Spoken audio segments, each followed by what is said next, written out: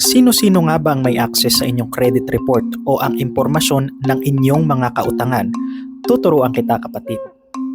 Una ay kailangan mo munang magtungo sa creditinfo.gov.ph.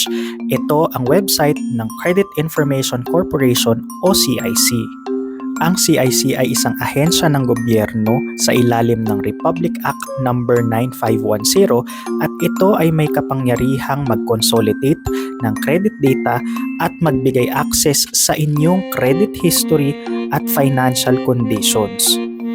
Upang makita kung sino ang may access sa inyong credit information, magtungo lamang sa taas na bahagi ng website, i-click ang menu at i-click ang Submitting or Accessing Entity.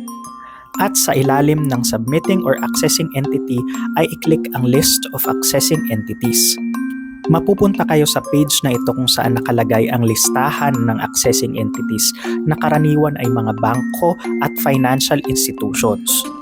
Ang credit information na nakukuha ng mga institusyon na ito mula sa CIC ay ginagamit nila upang gumawa ng inyong credit score at upang ma-check ang inyong creditworthiness o kung deserve mo ba talagang pautangin.